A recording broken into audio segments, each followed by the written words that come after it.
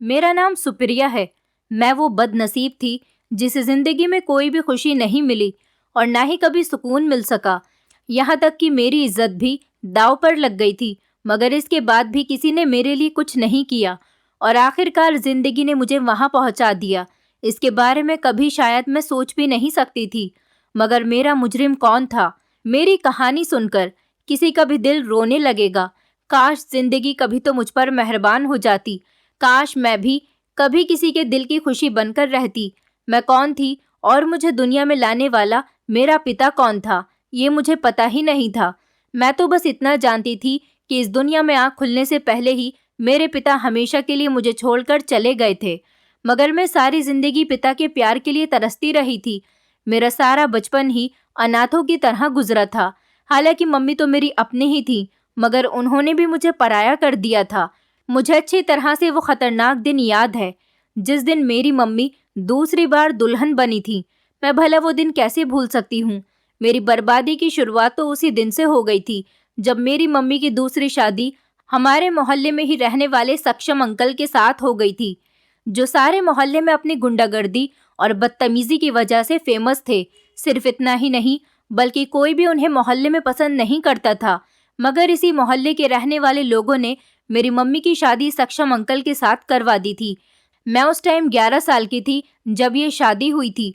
सक्षम अंकल तो मुझे पहले भी अच्छे नहीं लगते थे। वो एक पाँव से लंगड़ाकर चलते थे, जिसकी वजह से हर टाइम उनके हाथ में एक लाठी उनके साथ रहती थी और वो रास्ते में करीब से गुजरते हुए बच्चों को अक्सर अपनी लाठी से मार दिया करते थे। इस वजह से सारे ही बच्चे उनसे बहुत ज़्यादा चिढ़ते थे और बच्चों को मारने की वजह से उनके माता पिता का झगड़ा सक्षम अंकल के साथ हो जाता था। सब मोहल्ले वाले उनसे बहुत तंग आ चुके थे। कोई भी नहीं चाहता था कि वो इस मोहल्ले में रहें, मगर उनका अपना घर हमारी गली में बना हुआ था, जिसकी वजह से कोई ज़ोर ज़बरदस्ती करके उन्हें यहाँ से निकाल नहीं सकता था और वो किसी भी हाल में अपना मकान बेचने के लिए राज़ी नहीं होते थे, क्योंकि उनका इस दुनिया में कोई भी नहीं था। सिर्फ एक बूढ़ी माँ थी जो घर संभालती थी और अपने बेटे के सर पर सहरा बांधने के सपने देखती थी।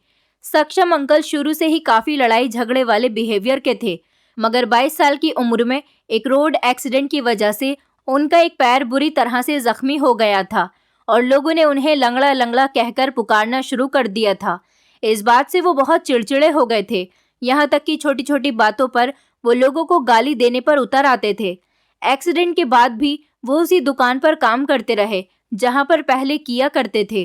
वो एक बड़े से जनरल स्टोर के मालिक थे और अपने घर के अकेले ही कमाने वाले थे। लाचार होने के कुछ महीनों बाद तक तो उन्होंने घर से बाहर निकलना ही छोड़ दिया था। बड़ी मुश्किल से उनकी माँ ने लोगों के घरों में काम करके अपने घर का गुजारा किया, मगर फिर सक्षम अंकल ने हिम्मत की और लाठी का सहारा लेते हुए अपने दिल को पक्का किया और लोगों की बातों पर ध्यान देना छोड़ दिया, क्योंकि उनकी माँ बीमार रहती थी। जब से उन्होंने दूसरों के घरों में काम करना शुरू किया था तो उनकी बीमारी भी बढ़ गई थी। इसी वजह से सक्षम अंकल ने अपनी माँ को घर बैठा दिया और खुद पहले की तरह काम पर जाने लगे थे। मगर बहुत कोशिश के बावजूद सक्षम अंकल की माँ उनकी शादी नहीं करवा सकी, क्योंकि मोहल्ले और उनके आसपास के रहने वाले लोग सक्षम अंकल के बिहेवियर को अच्छी तरह से जानते थे और फिर वो इतना ज़्यादा कमाते भी नहीं थे कि कोई उनके गलत बिहेवियर को इग्नोर करके अपनी बेटी का रिश्ता उनके साथ कर दे। मगर ज़िंदगी तो इस तरह से नहीं गुजर सकती थी। आखिरकार सक्षम अंकल की मम्मी की बहुत ज़्यादा कोशिशों के बाद एक बहुत गरीब घर की लड़की के साथ सक्षम अंकल का रिश्ता तय हो गया। इस शादी से सक्षम अंकल बहुत खुश थे और उनकी माँ भी अपने बेटे को दुल्हा बनते हुए देखना चाहती थी। उन्होंने बड़े अरमानों के साथ अपने बेटे की शादी के इंतज़ाम किए और बहू को खूब धूमधाम के साथ अपने घर ले आई थी।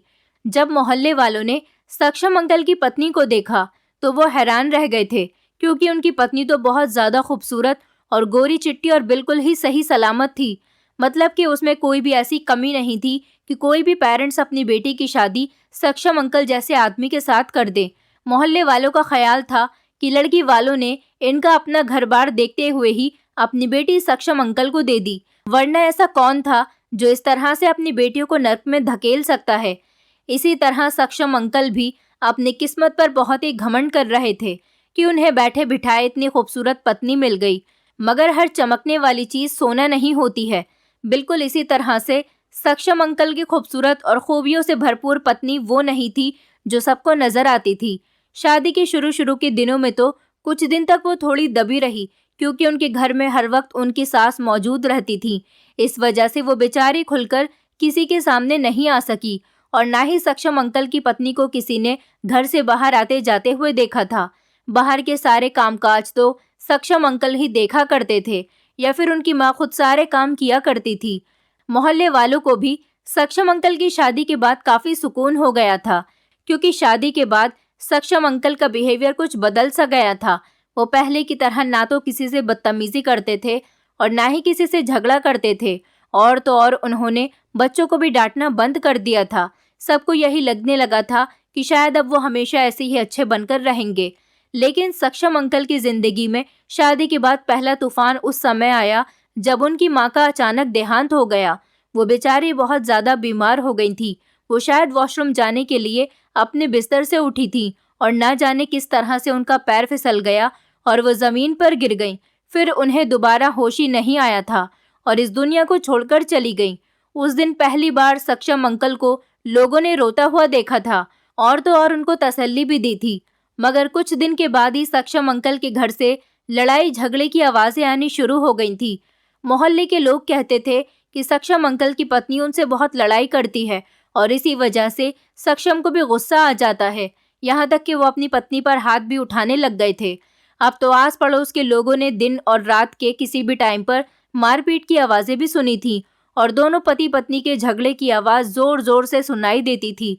और इस बात को कंफर्म सक्षम अंकल के पड़ोस में रहने वाले शुक्ला अंकल ने ही किया था।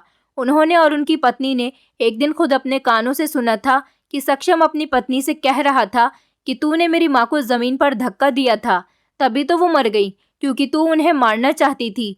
उनके होते हुए तू इस घर पर अपना राज नहीं जमा सकती थी ना, और ना ही तेरी कोई मर्जी पूरी हो रही थी जो अब तू उनके मरने के बाद पूरी करती है। ये बातें शुक्ला अंकल की पत्नी ने पूरे मोहल्ले में फैला दी थी। और फिर ऐसा वक्त भी आ गया जब सक्षम अंकल की गैर मौजूदगी में उनकी पत्नी घर से बाहर भी जाने लगी थी। जब लोगों ने ये बात सक्षम अंकल को बताई तो उन्होंने काम पर घर से बाहर जाते हुए अपने घर के दरवाजे पर ताला लगाना भी शुरू कर दिया। और फिर एक रात कुछ ऐसा हुआ कि सक्षम अंकल ने किसी को अपने घर में उनकी पत्नी के साथ देख लिया, और उसी टाइम सक्षम अंकल ने अपनी पत्नी को घर से निकाल दिया और उनको डिवोर्स भी दे दी। लेकिन वो इतनी बेशर्म औरत थी कि अपने बॉयफ्रेंड के साथ उसी वक्त घर छोड़कर खुशी खुशी चली गई। शायद ये सब कुछ उसने पहले से ही प्लान किया हुआ था, क्योंकि कुछ दिन बाद ही सच्चाई सामने आ गई थी।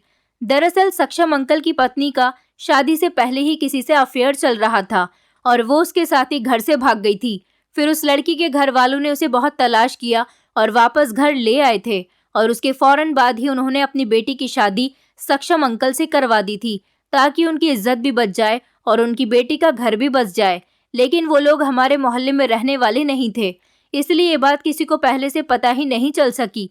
मगर सक्षम अंकल की शादी के बाद भी वो लड़का उनके घर उनकी पत्नी से मिलने के लिए आने लगा था, जो पहले सक्षम अंकल की माँ की मौजूदगी की वजह से नहीं आ पाता था।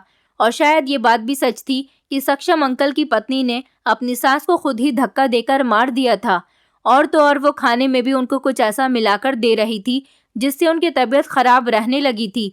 इस हादसे ने सक्षम अंकल को अंदर से बिल्कुल तोड़कर रख दिया था और उनका औरत से भरोसा ही उठ गया था। मोहल्ले वालों को सक्षम अंकल से बहुत ही हमदर्दी हो गई थी, मगर इस हमदर्दी को भी वो गलत समझने लगे थे।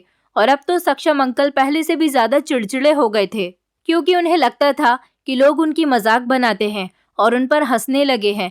मगर ऐसा कुछ भी नहीं था, क्योंकि जो कुछ भी हुआ था इसमें सक्षम अंकल की ना तो कोई गलती थी और ना ही उनका कोई कसूर था। मगर जिस इंसान पर एक साथ इतनी परेशानियां आ पड़े उसे कुछ होश ही कहाँ रहता है। उसे तो पता ही नहीं चलता कि वो क्या सही कर रहा है और क्या गलत करता जा रहा है। यही सब कुछ सक्षम अंकल के साथ भी हो रहा था। पहले उनकी माँ की मौत और फिर पत्नी की उनके साथ बेवफाई ने उनको एक बार फिर से ऐसा इंसान बना दिया था जिस इंसान को कोई पसंद नहीं करता था। सक्षम अंकल की तरह ऐसी ही कुछ कहानी मेरी मम्मी की भी थी। मेरी मम्मी जो इस मोहल्ले में नई दुल्हन बनकर आई थी। मेरी मम्मी एक बहुत ही गरीब फैमिली से बिलोंग करती थी। जब मेरे नाना का देहांत हो गया उस समय मेरी मम्मी की उम्र 18 साल थी और वो अपनी बूढ़ी माँ के साथ घर में अकेली रह गई थी। मेरी नानी ने दूसरों के घरों में काम करके अपना गुजारा करना शुरू कर दिया था, मगर जवान बेटी का साथ उन्हें बहुत बेचैन रखता था। उन लोगों का तो घर भी अपना नहीं था, वो किराए पर रहती थी, इसलिए घर के खर्चे बड़ी मुश्किल से हो रहे थे। तब मेरी नानी ने सोच समझकर अपनी बेटी की शादी करने का फैसला कर लिया और एक जानने वाले की मदद से मेरी मम्मी का रिश्ता मेरे पापा के साथ फिक्स हो गया।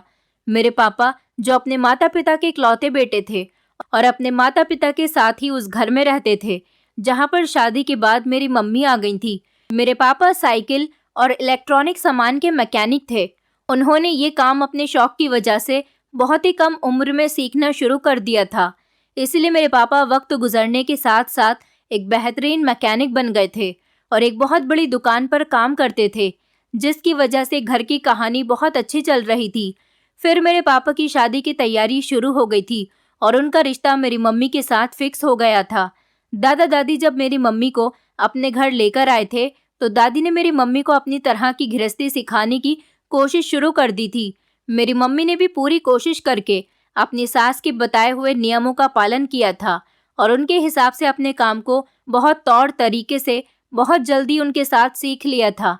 लेकिन मेरी मम्मी को अपनी माँ की तरफ से बहुत परेशानी रहती थी, इसलिए मेरे दादा दादी ने मम्मी से खुद कहा कि तुम अपनी बूढ़ी माँ को अपने साथ यहीं पर ले आओ और उनकी सेवा करो। इस तरह मेरी नानी भी मेरी मम्मी के घर पर आकर रहने लग गई थी। मगर 2 साल के बाद ही मेरी नानी का देहांत हो गया था। उनके जाने के बाद मम्मी का इस दुनिया में कोई भी नहीं रहा था। दूर के कुछ रिश्तेदार थे जो बहुत पहले ही उनको अकेला छोड़ चुके थे। उनके लिए अब जो कुछ भी थे मेरे पापा और उनके ससुराल वाले ही थे। मम्मी और पापा की शादी को पूरे 3 साल हो गए थे, मगर अभी तक उनको कोई गुड न्यूज़ नहीं मिली थी। फिर मेरे दादा भी इसी इंतज़ार के साथ इस दुनिया से चले गए, मगर उनके भाग्य में अपने इकलौते बेटे के बच्चे की शक्ल देखने का सुख नहीं लिखा था। दादाजी के देहांत के बाद अब मेरे पापा ही घर के अकेले मर्द बचे थे और अब उन्हें ही सारी जिम्मेदारियां अकेले निभानी थी। वो न सिर्फ अपनी जिम्मेदारियों को बखूबी निभा रहे थे, बल्कि इसके साथ साथ अपनी पत्नी और बूढ़ी माँ की सेवा भी करते थे। मेरी मम्मी ने भी अपनी सास की सेवा में कोई कमी नहीं रखी थी, क्योंकि जब दादा के देहांत के बाद दादी को अचानक हार्ट अटैक हुआ तो वो बिस्तर से लग गई थी। उनकी अब हर दिन तबीयत खराब रहने लगी थी। ऐसे वक्त में मम्मी ने दादी का ख्याल एक छोटे बच्चों की तरह रखा था और दादी मेरी मम्मी को दिन रात आशीर्वाद देती रहती थी और उन्हीं के आशीर्वाद से वो वक्त भी आ गया था जिसका सबको बड़ी बेचैनी के साथ इंतजार था। मेरी मम्मी प्रेग्नेंट हो गई थी, लेकिन ऐसी हालत में मम्मी अगर दादी को संभालती तो उनकी सेहत पर बुरा असर पड़ सकता था। पापा ने कुछ महीने मम्मी की सहूलियत के लिए दादी की देखभाल करने के लिए एक नर्स का इंतज़ाम कर दिया था, जो हर टाइम दादी के साथ उनके कमरे में रहती थी। और पापा ने उस बढ़े हुए खर्च को एडजस्ट करने के लिए डबल शिफ्ट लगाना शुरू कर दी थी। उन्होंने खूब मेहनत की और अपने दिन रात एक कर दिए थे, मगर वो अपने घर वालों को किसी चीज़ की कमी का एहसास नहीं होने देना चाहते थे। जैसे जैसे मेरे जन्म का वक्त करीब आता गया, मेरी मम्मी और पापा की आंखों में सपने भी सजने लगे थे, मगर उन्हें क्या पता था कि उनके सारे सपने सच होने से पहले ही टूटने वाले हैं। जब अचानक मेरी दादी की तबीयत बिगड़ गई तो पापा उन्हें अस्पताल लेकर जा रहे थे। जैसे जैसे दादी की सांस उखड़ रही थी, मेरे पापा का दिल भी उदास होता चला जा रहा था। पता नहीं क्यों उन्हें आइडिया हो गया था कि अब उनकी माँ उनका साथ छोड़कर जाने वाली हैं। वो गाड़ी वाले को और तेज गाड़ी चलाने के लिए कहने लगे, लेकिन तभी अचानक गाड़ी का एक्सीडेंट इतना बुरा हुआ कि कोई भी नहीं बच सका था। मम्मी को जब ये खबर मिली तो वो बेहोश होकर गिर गई थी, क्योंकि ये दुख बहुत बड़ा था। माँ जैसी सास के साथ साथ उनकी जिंदगी का इकलौता सहारा भी उनसे छिन गया था। उन्होंने तो ये सोचा तक नहीं था कि उनका सुहाग इस तरह से उजड़ जाएगा। मम्मी की हालत बहुत ख़राब होती जा रही थी। वो अस्पताल में एडमिट थी और उनके पास एक पड़ोसन हॉस्पिटल में रहती थी जो मम्मी की देखभाल भी कर रही थी और अब उनकी हालत देखकर दिल से परेशान भी थी। बड़ी मुश्किल से 2-3 दिन तक मम्मी की हालत संभलने में लगी थी। वो पड़ोसन मम्मी को अस्पताल से घर लेकर चली गई, मगर उसके बाद मेरी मम्मी ने हंसना बोलना बिल्कुल ही छोड़ दिया था। मम्मी को समझ नहीं आ रहा था कि वो जाने वालों का दुख मनाए या फिर आने वाली ज़िंदगी के बारे में सोचें, जिसका भी इस दुनिया में मम्मी के सिवा कोई और सहारा नहीं था। यही सब कुछ सोचते सोचते हर टाइम मम्मी को परेशानी होती रहती थी। अगर मोहल्ले की औरतें मम्मी का साथ नहीं देती तो शायद वो खुद अपने हाथों से ही अपनी जिंदगी को ख़त्म कर लेती। ख़ास तौर पर पड़ोस में रहने वाली सुनैना आंटी ने मम्मी को बिल्कुल बड़ी बहनों की तरह समझाया भी और संभाला भी था। मम्मी ने सिर्फ और सिर्फ अपने आने वाले बच्चे की खातिर जिंदा रहने का फैसला किया और दिल पर पत्थर रख लिया, मगर वो ये नहीं जानती थी कि आगे चलकर कौन कौन से तूफान उनके और उनके बच्चे की जिंदगी में आने वाले हैं। जैसे तैसे 9 महीने पूरे हुए और मैं दुनिया में आ गई थी। मेरे जन्म पर खुशियां मनाने वाले तो सब लोग दुनिया से जा चुके थे, जिस पर मेरी मम्मी भी ठीक से खुश नहीं हो पाई थी, क्योंकि उन्हें जाने वालों की याद सताने लगी और आने वाले टाइम की परेशानी के बारे में सोच सोच कर मेरी मम्मी का दिमाग खराब हो रहा था। इन्हीं हालात में उन्होंने मुझे पालना शुरू कर दिया। छोटा सा वो घर जिसमें मम्मी शादी करके आई थी, इस घर के ऊपर का पोर्शन मोहल्ले वालों की मदद से किराए पर देने के काबिल बना लिया था और फिर सुनैना आंटी के पति ने ही हमारे घर का ऊपर वाला हिस्सा किराए पर दे दिया था कि हर महीने मिलने वाले किराए की मदद से हमारा गुजारा हो सके। मगर सिर्फ किराए से जिंदगी कहाँ काटी जा सकती थी, इसलिए मम्मी मोहल्ले वालों की मदद लेने पर भी मजबूर हो गई थी। कोई भी उन्हें अपनी खुशी से कपड़े या पैसे देकर चला जाता था। मम्मी दिल पर पत्थर रखकर वो सामान लेती और बहुत रोती रहती थी, क्योंकि इसके सिवा और कोई चारा भी तो नहीं था। मेरी 27 साल की जवान मम्मी पर अब अपने अलावा एक बेटी का भी बोझ था, जिसे अब उन्हें खुद ही उठाना था और संभालना भी था। अगर सुनैना आंटी साथ नहीं देती तो शायद मेरी मम्मी कभी इतनी हिम्मत नहीं कर पाती। लेकिन सच कहते हैं कि जिंदगी सब कुछ सिखा देती है। मेरी वो मम्मी जो पति की मौजूदगी में कभी घर से बाहर तक नहीं निकली थी, अब उन्हें छोटी छोटी ज़रूरतों के लिए घर से बाहर निकलना पड़ जाता था। सब्जी से लेकर दवाई और ज़रूरत का हर सामान मम्मी को खुद ही लाना पड़ता था। शुरू शुरू के दिनों में सुनैना आंटी का बेटा या फिर पति सामान ला दिया करते थे, मगर मम्मी को ये सब कुछ अच्छा नहीं लगता था कि वो हर टाइम अपनी वजह से दूसरों को परेशान करती रहें। और आखिर ऐसा कब तक चलता? सारी जिंदगी तो किसी का बोझ नहीं उठाया जा सकता। इसलिए मम्मी ने खुद ही हिम्मत की और जितना मुमकिन हो सका था अपने काम खुद करना शुरू कर दिया था, जिसका नतीजा ये निकला था कि मम्मी धीरे धीरे अब आत्मनिर्भर बन गई थी और उन्होंने हालात का सामना करना भी सीख लिया था। धीरे धीरे वक्त गुजरने लगा था और मैं स्कूल जाने के काबिल हो गई थी, तो मम्मी ने सुनैना आंटी की मदद से मेरा पास के ही एक सरकारी स्कूल में एडमिशन करवा दिया था, जहाँ पर फीस का खर्चा भी नहीं था और बुक्स वगैरह भी फ्री में मिल जाती थी। बाकी की मदद मोहल्ले वाले कर दिया करते थे। मैं सुनैना आंटी के पोते और पोती के साथ स्कूल चली जाती थी और उन्हीं के साथ वापस भी आ जाती थी। मगर मेरी जिंदगी में शुरू से ही हर चीज़ की कमी थी। घर में दादा दादी, कोई चाचा बुआ या बहन भाई में से किसी भी रिश्ते का कोई साथ नहीं था और सबसे बड़ा सहारा तो पिता होता है, जो मेरे जन्म से पहले ही मुझसे छिन गया था। मैंने कभी अपने पापा को देखा ही नहीं था और उन दिनों मोबाइल भी आम नहीं थे कि उसमें पापा की कोई फ़ोटो होती जो मम्मी मुझे दिखा देती। एक बार जब मैं 7 साल की थी, उस वक्त मम्मी ने संदूक में से अपनी और पापा की शादी की फ़ोटो निकालकर मुझे दिखाई थी।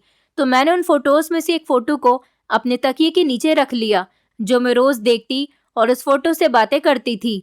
इससे ज़्यादा मुझे कुछ पता नहीं था कि मेरे पापा कैसे थे और कौन थे, क्योंकि सिर्फ फ़ोटो देखकर या नाम जान लेने से तो कुछ नहीं होता।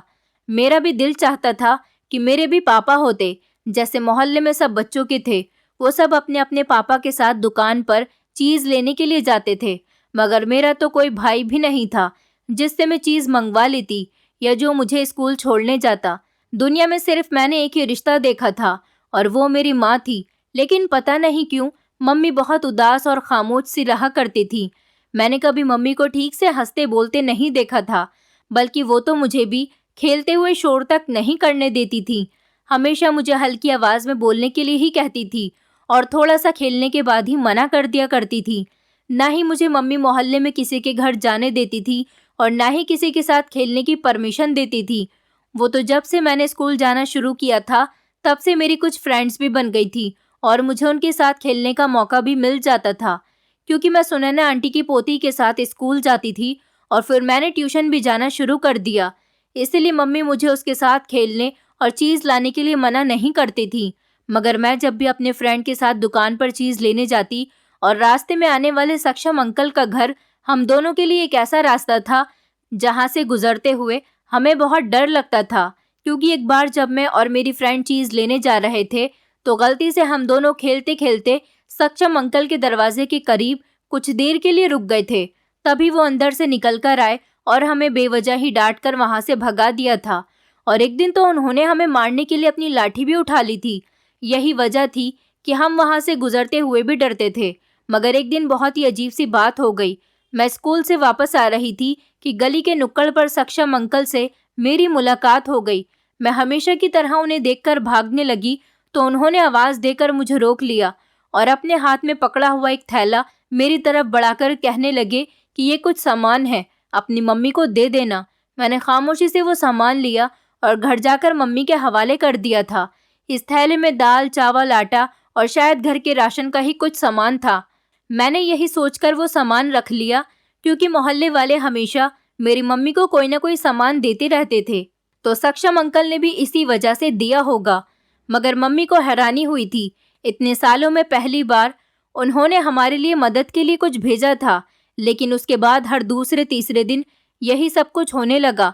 यहाँ तक कि 1-2 हफ्ते गुजरने के बाद सक्षम अंकल दरवाजे पर दस्तक देकर मम्मी को सब्जी भी देकर जाने लगे।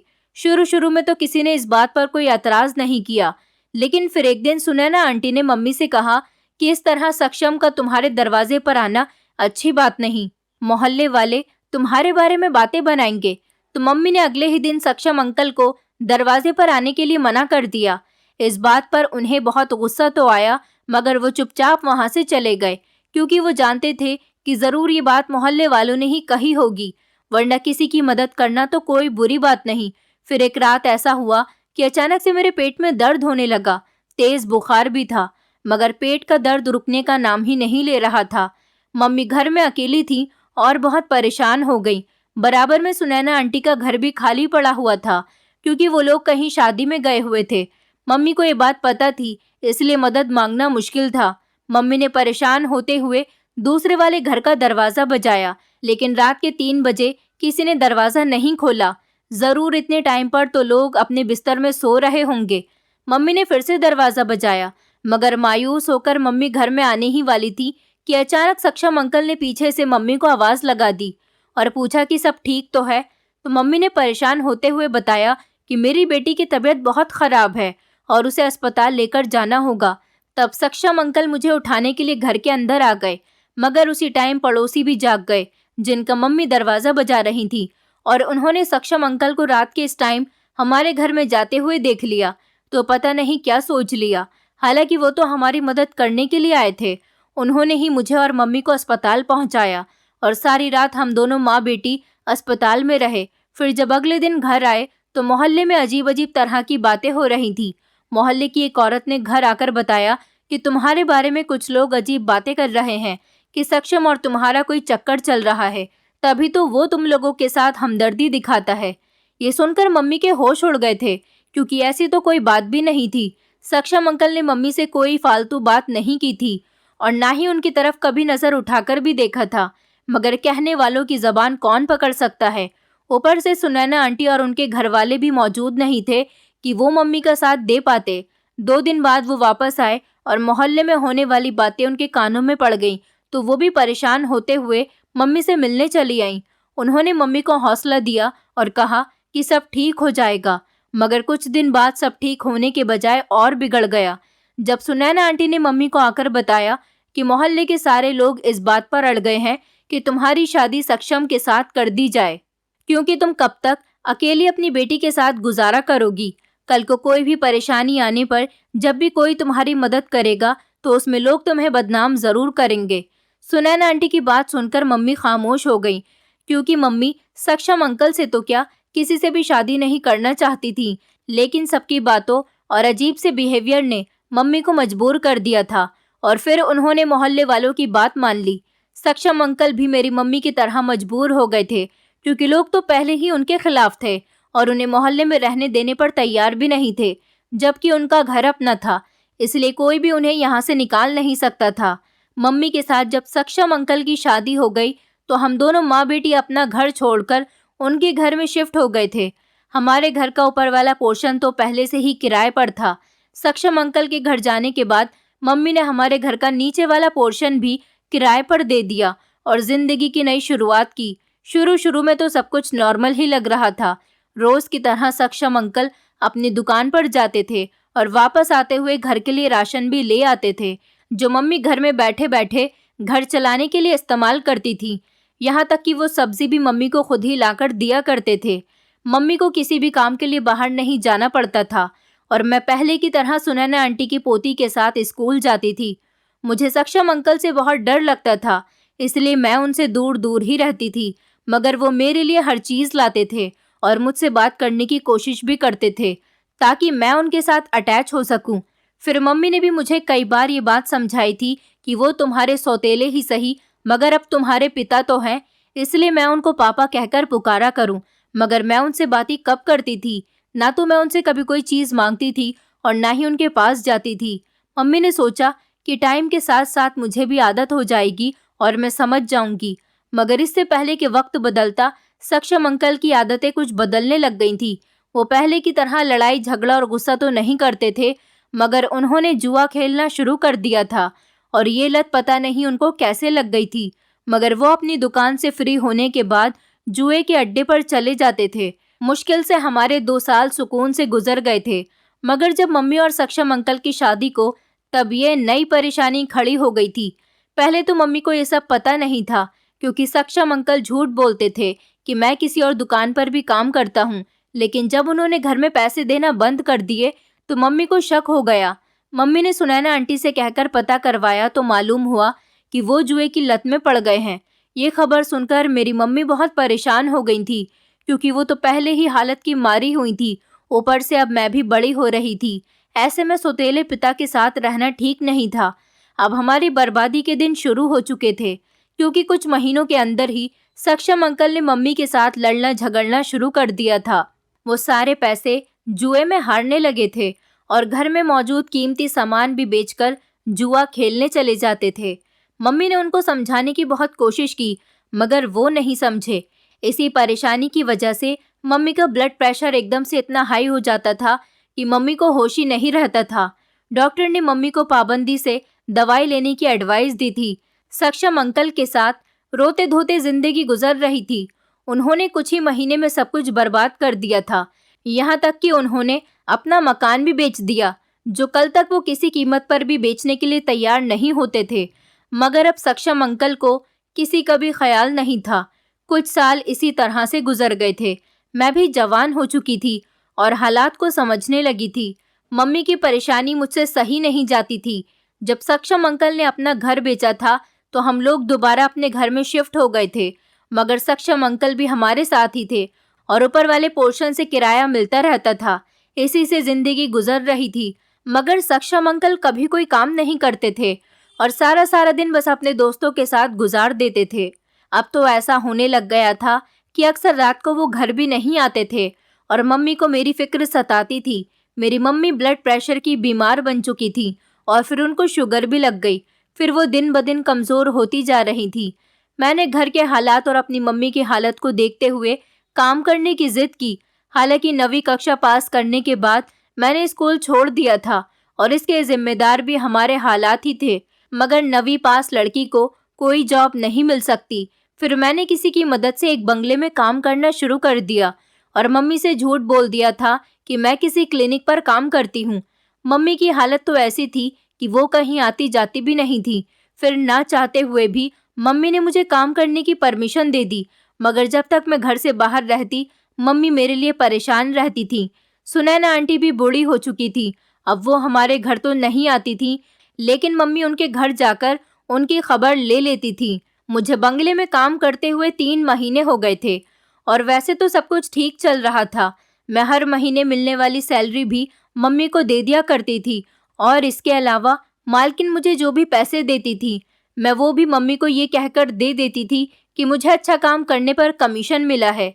मम्मी भी खामोशी से पैसे रख लेती थी, क्योंकि मेरी सैलरी से ही घर का गुजारा हो रहा था। फिर मेरी जिंदगी में अचानक से एक तूफान आया। मैं एक दिन बंगले में काम करने गई तो मालकिन वहां पर मौजूद नहीं थी, सिर्फ मालिक ही बैठे हुए थे।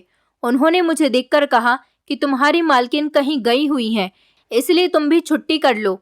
मैं वापस आने ही वाली थी कि मालिक ने कहा, अब जब आ ही गई हो तो मेरे लिए एक कप चाय बना दो। मैं चुपचाप किचन में चली गई। मैं चाय बनाकर मालिक के कमरे में गई तो उन्होंने मेरे साथ ज़बरदस्ती करने की कोशिश की। मैं चीखने लगी, मगर मेरी मदद के लिए कोई नहीं आया था। मैंने टेबल पर रखा हुआ फ्लावर पॉट मालिक के सर पर मारा और वहां से भागने में कामयाब रही। मुझे हैरानी हुई कि उस दिन चौकीदार भी ड्यूटी पर नहीं था। शायद मालिक ने पहले ही सबको छुट्टी दे दी थी और मेरे लिए वो जाल बिछाए हुए बैठे थे। मैं बड़ी मुश्किल से अपनी इज्जत बचाकर वहां से भागती हुई घर तक आई थी। घर जाते ही मैंने मम्मी को सीने से लगाकर रोना शुरू कर दिया। मेरे हाल को देखकर मम्मी बहुत परेशान हो गई थी। मम्मी मुझसे बार बार पूछने लगी, क्या हुआ है बेटी? तब मैंने मम्मी को सारी बात बता दी, मगर मम्मी को यकीन ही नहीं आ रहा था कि मैं सही सलामत आ गई हूँ, क्योंकि मेरी मम्मी बहुत ज़्यादा डर गई थी। मम्मी मेरी हालत देखकर और बात सुनने के बाद सोच में खो गई थी। उन्हें लग रहा था कि अब मेरी ज़िंदगी भी अपनी मम्मी की तरह बर्बाद हो जाएगी। उस दिन के बाद मम्मी ने मुझसे खामोश रहने के लिए कहा। मैं खुद भी बहुत ज़्यादा डर गई थी। मैंने घर से निकलना भी छोड़ दिया था और दोबारा नौकरी करने के बारे में सोचा तक नहीं था। जो मेरे साथ हुआ था उसको सोचकर मैं डर जाती थी। कुछ दिन गुजरे तो मम्मी ने मुझे अजीब अजीब सवाल पूछना शुरू कर दिया और मेरा बहुत ज़्यादा ख्याल भी रखती थी। मैंने मम्मी को यकीन दिलाया कि मैं बिल्कुल ठीक हूँ, मगर मम्मी बहकी बहकी बातें करने लग जाती थी। मुझे समझ नहीं आता था कि मैं अपनी मम्मी को कैसे संभालूं। फिर एक दिन अचानक खाना खाने के बाद मेरा दिल घबराया और मुझे उल्टी आ गई। तब मम्मी की परेशानी देखने के लायक थी। मम्मी ने तो मुझे एक ही बार में न जाने कितने सवाल पूछ लिए थे, जो कि मेरी समझ में नहीं आ रहे थे। मम्मी ने मुझे अपने कमरे में आराम करने के लिए कहा और खुद सुनैना आंटी के घर चली गई। मैं भी परेशान हो गई थी कि रात के इस टाइम पर उन्हें सुनैना आंटी के घर जाने की क्या ज़रूरत थी। वो 1 घंटे के बाद घर आई थी, लेकिन उन्होंने मुझे कुछ नहीं बताया था। अगले दिन मैं हैरान रह गई जब मम्मी ने मिठाई मंगवाई और सारे मोहल्ले में बांट दी थी और साथ ही ये कह दिया था कि मैंने अपनी बेटी का रिश्ता फिक्स कर दिया और अगले हफ्ते ही उसकी शादी है। मम्मी ने ये काम इसलिए किया था ताकि मोहल्ले वाले मेरी शादी की वजह से मेरी मम्मी का साथ दे सके, और ऐसा ही हुआ था। दूसरे ही दिन मोहल्ले की औरतें हमारे घर पर आई थी और मम्मी के हाथ में पैसे रखकर चली गईं या फिर कोई ना कोई सामान लेकर आ गईं। मगर मेरी कुछ भी समझ में नहीं आ रहा था कि मम्मी ने किसके साथ मेरी शादी पक्की की है और ऐसा कौन है जो एक ही हफ्ते में मुझसे शादी करने के लिए तैयार हो गया। मुझे तो लगता था कि मम्मी को मेरे लिए सक्षम अंकल जैसा ही कोई मिल गया होगा, जिसके पल्ले मुझे बांधकर वो अपनी जान छुड़ाना चाहती हैं। हालांकि मेरे साथ तो कुछ गलत हुआ भी नहीं था और इसके बारे में किसी को पता भी नहीं था। पता नहीं क्यों मेरी मम्मी ने छोटी सी बात को अपने दिमाग पर सवार कर लिया था। मैं मम्मी से कुछ पूछती तो वो मुझे खामोश करवा देती थी। कहती थी कि चुपचाप शादी करने के लिए तैयार हो जाओ, मैं खुद तुम्हारी शादी के इंतज़ाम कर लूँगी और बड़ी इज्जत के साथ तुम्हें विदा कर दूँगी, फिर सब कुछ ठीक हो जाएगा। मम्मी की इस बात से मैं परेशान हो जाती थी कि आखिर वो मेरे साथ क्या करना चाहती थी जो सब कुछ ठीक हो जाना था। और फिर मेरी शादी का दिन भी आ गया था। मम्मी ने मुझे तैयार करने के लिए मोहल्ले की एक लड़की को बुलाया। मुझे हैरानी हुई, मेरी सबसे पक्की फ्रेंड जो बचपन से मेरे साथ थी वो भी उस दिन मेरे पास नहीं आई थी और सुनैना आंटी भी नज़र नहीं आ रही थी। मगर शादी के टाइम जब मुझे मंडप में ले जाया गया तो वहाँ पर सुनैना आंटी और उनका बेटा भी साथ था और मैं हैरान रह गई थी जब मैं सुनैना आंटी के पोते को, जो मेरी ही उम्र का था, उसे दूल्हा बने हुए देखा। मेरी शादी सुनैना आंटी के पोते के साथ हो गई थी। मम्मी ने मुझे गले से लगाया और कहने लगी कि मैं तुम्हारी मम्मी हूँ, तुम्हारे लिए कभी कुछ बुरा नहीं सोच सकती। ये सच है कि मैं बहुत परेशान थी और अपनी परेशानी बांटने के लिए सुनैना भाभी के घर गई तो उन्होंने मुझे बताया कि मैं तुम्हारे घर आने ही वाली थी क्योंकि मेरा पोता तुम्हारी बेटी को बहुत पसंद करता है। जब मैंने ये बात सुनी तो मैंने उनको कोई भी बात नहीं बताई और इस रिश्ते को पक्का कर दिया और कहा कि अगले ही हफ्ते शादी कर देनी चाहिए। इसी तरह से तुम्हारी शादी हो गई क्योंकि वो तुम्हें बहुत पसंद करने लगा था। इससे बड़ी मेरे लिए खुशी की बात क्या हो सकती है कि तुम्हारी शादी उस इंसान के साथ हो रही है जो तुम्हें पाने की हसरत करता है। मेरी मम्मी ने कहा कि मुझे खुशी इस बात की है कि शादी के बाद भी तुम मेरे करीब रहोगी। अब मेरी शादी को 5 साल हो गए हैं। मेरे पास 2 बेटे हैं। सक्षम अंकल की तो मौत हो चुकी है, मगर मेरी मम्मी अभी भी हमारे घर में अच्छी तरह से ज़िंदगी गुजार रही हैं और मेरी ज़िंदगी भी अपने पति के साथ बहुत अच्छी गुजर रही है।